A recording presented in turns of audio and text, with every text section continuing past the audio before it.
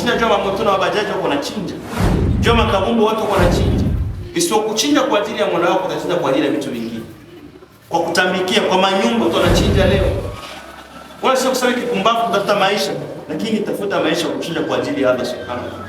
Naombeni tujifunze sana kada hapa kwa Uislamu kama kitano kuanza kujikusanya hapa kondoo mbuzi wakachinja na baadaye wale wengine wakuwezesha wakala kupitia hao na mkapata usalama na mapenzi gazeti. Kinyume na zile nyama zikija nyingi, shida zikija ndogo. Zikija nyingi na wasukua Uislamu wanamaisha makofi wao wapokee. Ndio hivyo.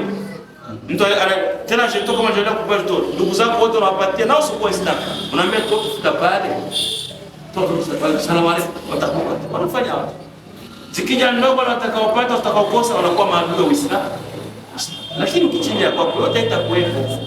Jifunze kuchinja kwa watu wa Kiislamu mpaka kesho tutaruhusiwa kuchinja, mpaka kabla ya magharibi kesho tutaruhusiwa kuchinja. Ni hayo ambayo tutazungumza. Idi Mubarak, tupendane na tuko wachache sana hapa kana, lakini upendo wetu unaweza kusababisha kufungua huyu mji wote. Lakini utakuwa tayari inshallah.